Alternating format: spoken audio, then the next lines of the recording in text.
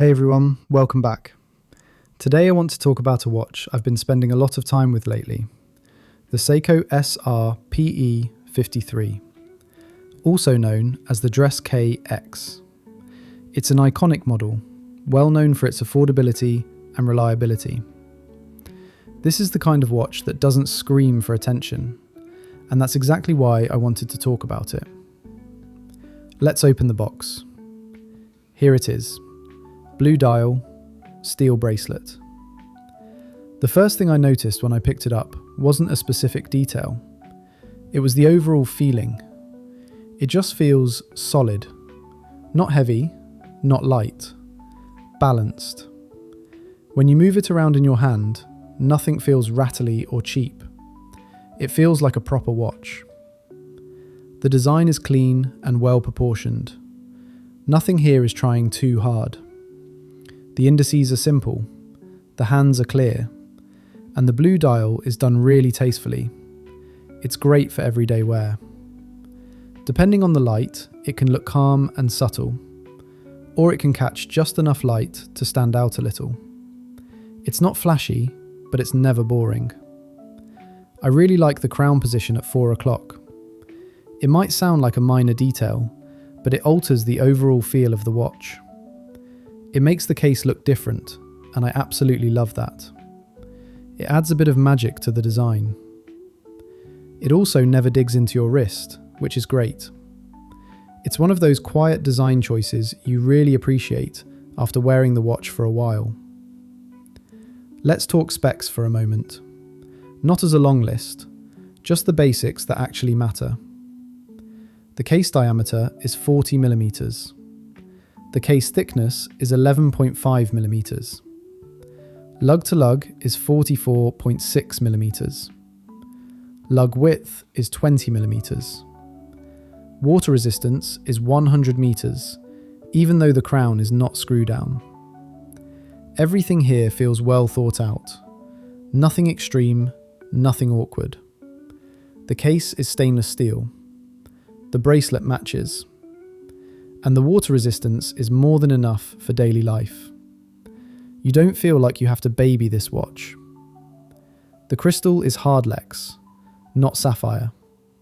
That's probably the one compromise here. Personally, I would have loved sapphire. But considering the price and what you're getting overall, it's understandable. The lume is good. Not crazy bright, but very usable. You can read the time easily in the dark, and it lasts long enough to be practical. The bracelet is simple, but comfortable. It's not trying to impress you, it just does its job. It sits well on the wrist and feels secure. Inside, there's the Seiko 4R36 automatic movement, a well-known and reliable movement. You can hand wind it. It hacks when setting the time. And it has a power reserve of around 41 hours. It's not something you buy to stare at. It's something you buy to wear. And that fits this watch perfectly. On the wrist, this watch is incredibly easy to live with. It fits great on my smaller wrist, and the weight is just right. After a few minutes, you almost forget it's there. In a good way. It doesn't feel cheap at all. If anything, it feels more expensive than it actually is. What really stands out to me is the versatility. You can wear it with jeans and a hoodie, or with something a bit more dressed up, and it always feels appropriate. It's one of those watches that quietly fits into your routine. You don't have to plan around it.